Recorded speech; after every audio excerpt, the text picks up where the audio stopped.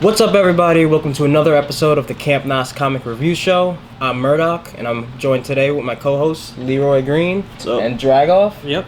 And today we're going to go over the newest Marvel event, Heroes Reborn, and the epilogue or the finale, Heroes Return. And this is the new story by Jason Aaron. It's basically, in a nutshell, a telling of what would the world be like if the Avengers never existed, and what would all the other superheroes and supervillains be up to. But, you know, as you slowly figure some stuff out, there's more sinister things at play. We're going to get into spoilers here because we're going through the entire series, all 8 issues. So I guess the whole thing was, how familiar are you guys with the Squadron Supreme? Because I'm going to be honest, I was like not familiar with them, like for the most part. I knew who some of the people were. Yeah. Like I knew who Hyperion was and Darkhawk, and I've seen like Dr. Spectrum, but I didn't like. Only one I really knew of was Hyperion. That's about it. Since he's like, I mean, they used to say it about Sentry also, but he's almost like the Superman, the Marvel version of Superman, at least based in power. He was the only one I was familiar with from other comics. Everyone else, I was just like, nah. I'm like, who was the other guy? Nighthawk? And I was like, this is clearly their Batman. Yeah. Like, well, the whole thing was just like their Justice Justice League. Yeah. Wonder Woman, Green Lantern. Yeah. So I'm like, okay. Like, that's why that's what one of those things I was like, okay, this is actually pretty cool.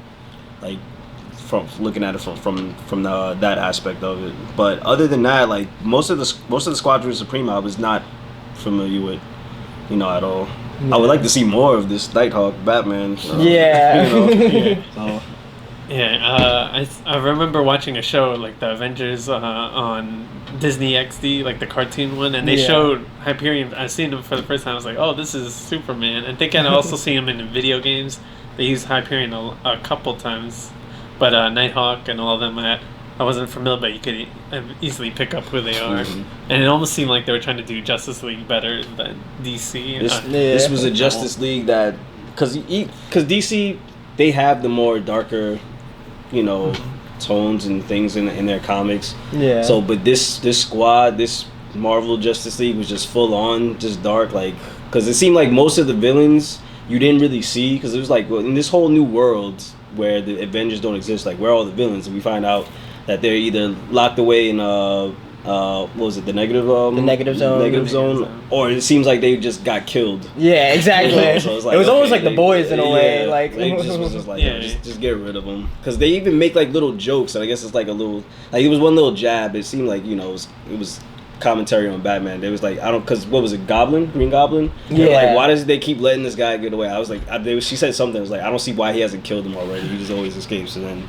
they just straight up killed him. So I guess that was like a little Batman Joker thing, because everyone says the same thing. Like, why does he just kill him? It's just like, they use a lot of Spider-Man villains for him, because they always put Spider-Man and Batman together. Mm-hmm. They even use Gwen Stacy as the Night Gwen. Oh yeah, she showed up. Yeah. I was like, oh god, that's hilarious. It was sad to see Hulk go. Like, Hulk.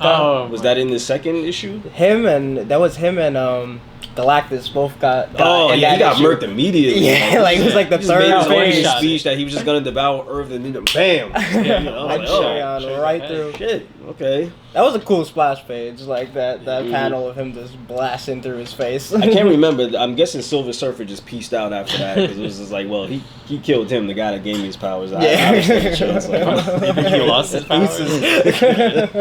I'm like, yeah, we seen Galactus just get his head blown off. Where the hell this? There's like brain matter too. I thought he was a robot.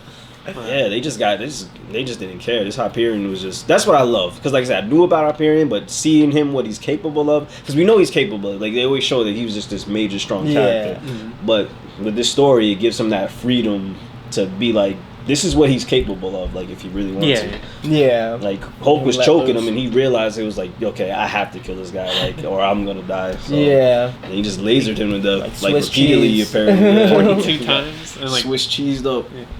And he's still a goop. He said it still could come back later, so they put him in the face. It's the immortal Hulk. I'm like, dude. And it was interesting the way that the whole series was laid out, because every issue was dedicated to like a different member. Mm-hmm. So that helped me like get to know everybody, because like you said, we weren't too familiar with the Squadron, so every issue was kind of like, all right, we're going from their perspective one by one, all 5 of them, so we can meet everybody and like see what they're seeing. Was there any highlights in, I guess, like the 5 issues where it followed each person that you thought was maybe the one that you liked the best? The Blur, like, I think, I don't know when I started, like, getting into the Flash. It was before the CW show, but I remember when I first saw him phase through a wall, I was like, dang, they really he's just not a fast guy. He's just more than something fast. But yeah. When the Blur, like, lost his speed, when he was fighting, he was fighting the Scarlet Witch. Silver Witch. Silver Witch. Yeah. Silver Witch in this one, yeah. Silver Witch. And he absorbed his powers from Pietro, she said like the no more mutants, but she said no more speed. And when he said, "Oh, I'm gonna slow down," and he's like showing all the things. If he slowed down, he sees all these creatures, and he rode on a whale down to defeat her. Yeah. I was like, didn't he say something like the Flash he could go so fast that he catches up to himself in time? Like I think he mentioned something like that. He was going so fast that he's seen previous battles of himself. Like he just runs through. At some point, he's just running through like time like that quickly. Like. So I don't know if that's supposed to just establish that he's faster than every speedster that we've seen before. Yeah. Pietro, because we even see like a speed version of Ghost Rider, right? Yeah, the speed runner, yeah. Ghost Runner. Ghost Runner. Yeah. I tell you, I have never rolled my eyes as hard when he said we're gonna run up the penance stairs. Yes, I said the same thing. I was like, they really put a dad joke in there. The penance stairs. I was like, I was like, I put the book down for a second, and I was like, all right. Really threw in a dad joke. I had to throw that in, Jason Aaron. Yeah, I did enjoy seeing the stuff with the Blur. I thought it was cool that they got kind of into his psyche, where he was just like, I can't sleep. Like, I'm always like, because it's not just like his physical speed. He's like mentally like always going everywhere. He's like watching like 43 TVs at the same time and like has a bunch of phones. So I thought it was kind of cool getting more into like a psyche of just like, oh, he like can't slow down like all the time, and how they like trained him and just like sit still and like look at and meditate, like looking at this one flower was kind of cool. Just like trying to like, I don't know, seeing a different take of like you have to like gain control of your powers, but not in like a fighting way, but like to stay alive, like to live with this kind of thing. So I thought that was kind of cool too with that. What about you? Any of the particular issues stood out? Like I said, the one where it just showed off Hyperion doing what he's capable of. I loved all those moments. Like my favorite thing in comics, like I love when it shows what characters are capable of. Like sometimes I get bored just seeing them, all these powerful people just sit around and talk about like stuff. I was like, no, I know you can do this. I want to see you do it. So the fact that we see how strong he is, that he can kill Galactus, he can kill the Hulk, easily. I love stuff like that. So those are like the biggest highlights for me. Other than that, like, they made some other characters seem interesting. Like I said, Nighthawk, I think that was his name. He seemed pretty interesting to me. Like I wouldn't mind seeing more of him, so he definitely, his issue, didn't think it was the best, but just his characters kind of just stood out to me. It was cool, like him doing the detective work. Like he figured out that something else was going on, that the world was changed and everything, and like wasn't telling everybody else. Like that kind of like like not too part of the team and like has his own agenda sort of thing. So did they ever explain why Blade was the only one who kind of woke up and like knew? They didn't. I tried to like. So I'm like, maybe I missed something. So there was like an offhand comment in the last. For those, if you haven't read it, the whole series starts where Blade is the only one who remembers anything about the old Marvel universe. So he's the one going around trying to like put the pieces back together to find out where are the Avengers and where are everybody. And in the last issue, there's like a very slight comment where it's just like, where he's like, I guess I only remembered what happened because I've already dealt with the supernatural. It was like so it was like it was like a non-explanation where they were just like, oh shit, we don't have any explanation for it, but we just thought the idea of the story. He has a movie cool. coming up. Yeah, we need a feature. We want to introduce him to people. So. Yeah, we got to use Blade more in these comics. So what did you guys think of the like alternate takes of like the heroes that like were here because the Avengers weren't around? A lot of them were kind of like, they reminded me of the amalgams like back in the 90s where they were like slapping the characters together. Did any of them stand out to you? I know there was like in the first issue it was like Dr. Juggernaut, like the Dr. Juggernaut. That was pretty dope, because it seemed like there was he still had like kind of like a political motive. It seemed like that because he was saying something about they turned his people against him, something like that.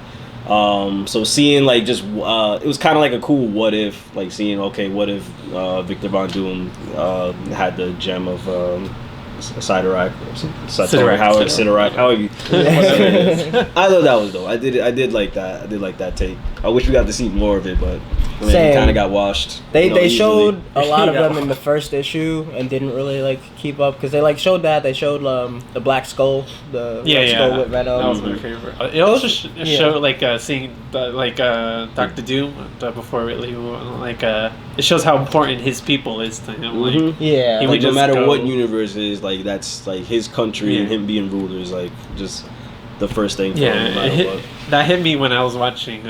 When I was reading Infamous Iron Man, and I saw how important. And I was like, okay. So and then I started seeing it everywhere when I started looking back at Doctor Doom. But yeah, he would just attack the White House with no plan at all because he's just so upset. And that's another thing. Iron Man, like he's not even Iron Man. It's just Tony Stark because he never just the shrapnel in his heart, so he never. I guess he never learns humility. Yeah, still just an arms dealer.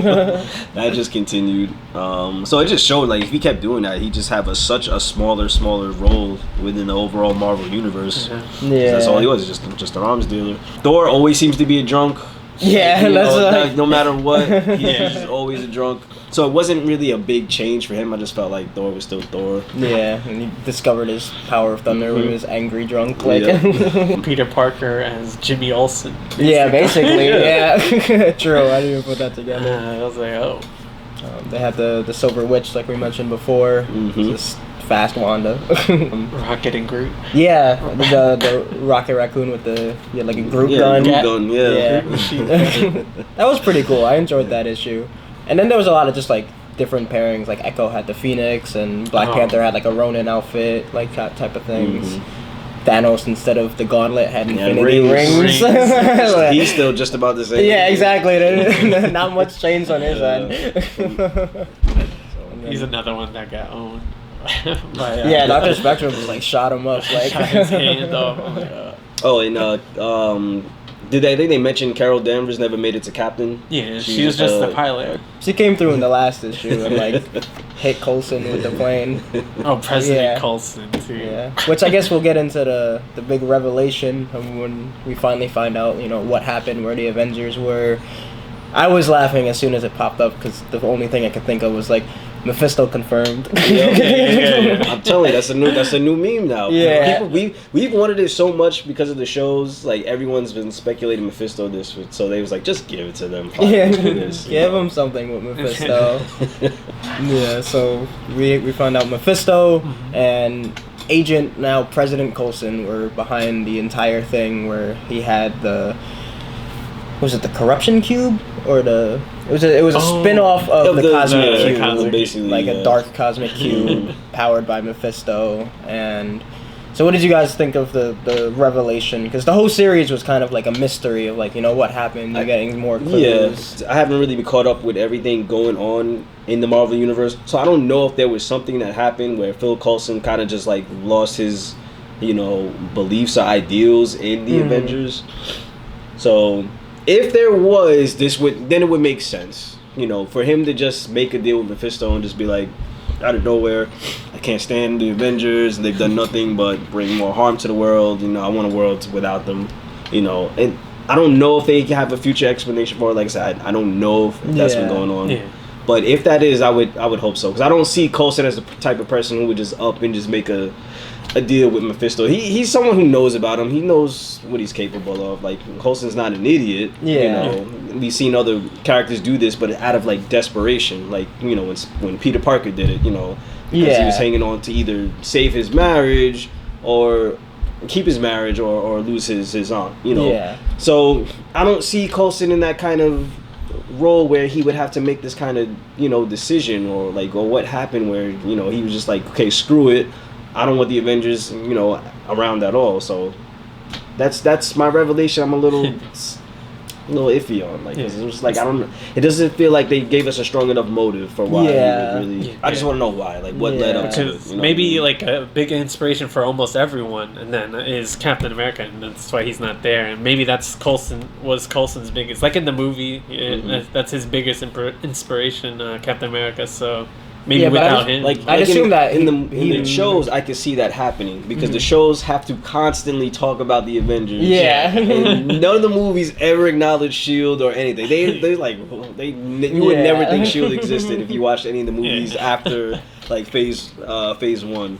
So like, but in Agents of Shield, every time something happens, like, oh god, the incident, or they call them the big three, or you say them by whatever little cute names, like constantly. So I can see that one is snapping. You know what? Screw it. Everyone loves the Avengers so much. No one wants to give us credit. Fine, I'll take them out of the future. That would make sense. True. Yeah. It was the same. I haven't been. I read maybe the first half of Jason Aaron's Avengers run, and I didn't keep up with it, so I don't know if Coulson has a part in it, if there was lead up, but I'm on the same page where it just really kind of felt like out of left field, where I was just like, oh, Coulson's evil, I guess. Like, all right, snap decision. So like Mephisto, like I was down with because I was just like, all right, that makes sense. And then the Coulson half of it was the part where I was just like, all right, I guess he's evil now. Like, let's get to the finale and see what happens, I guess.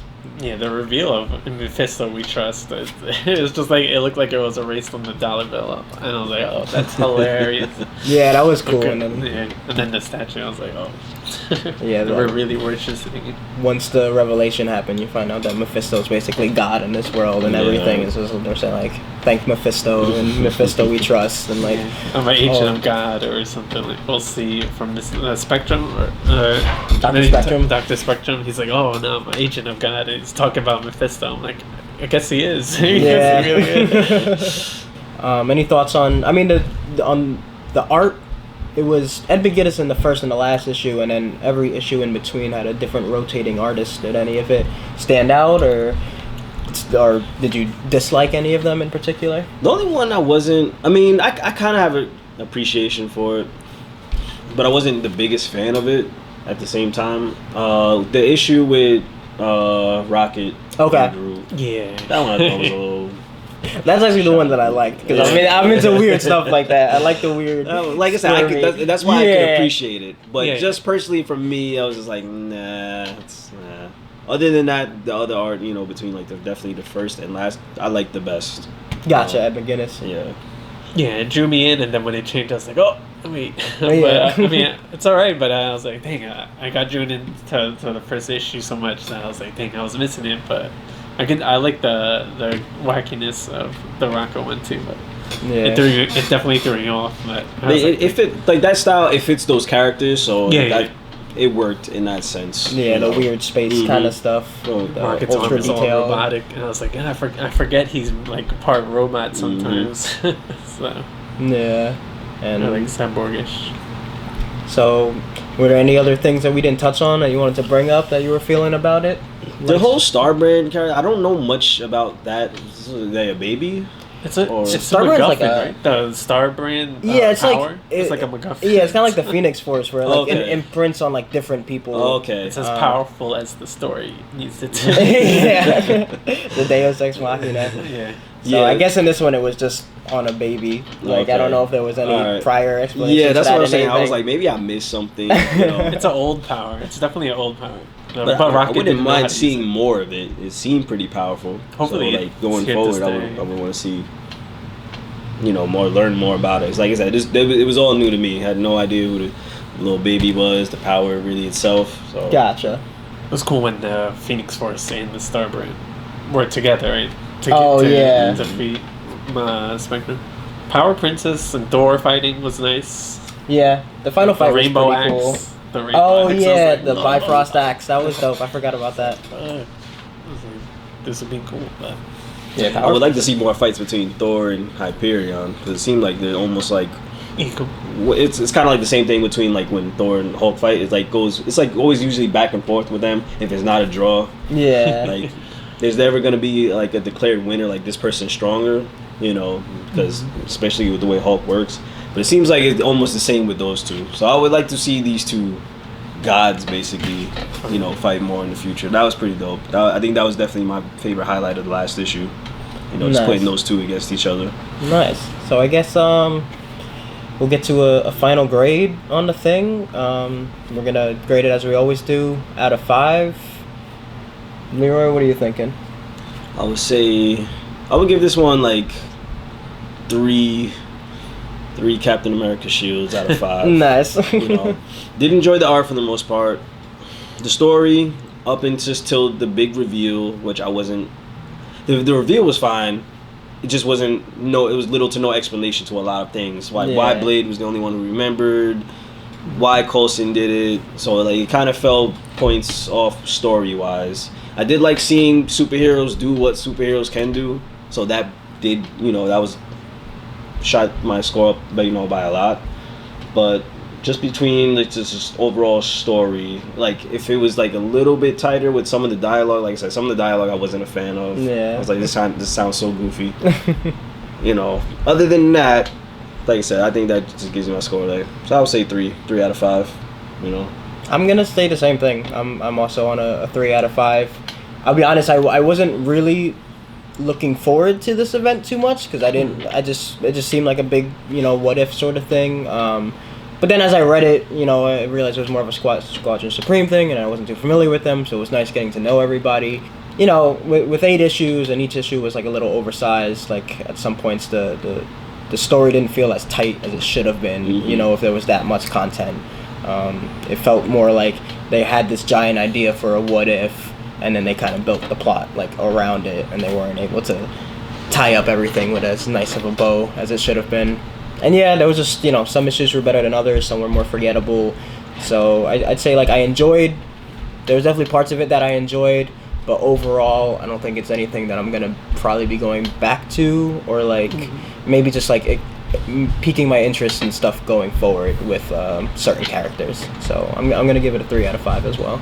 Yeah, I was in between 3 and 4 because at first I wasn't getting it. I get that it's the Justice League doing what the Avengers should have done in their universe, and then seeing people get a lot of the villains, them just owning the villains, so they say, oh yeah, we're better heroes than you. Even Hyperion says it at the end. He's like, we saved the world too, my man. But also seeing the reveal of Mephisto saying, oh, that wasn't really my big plan.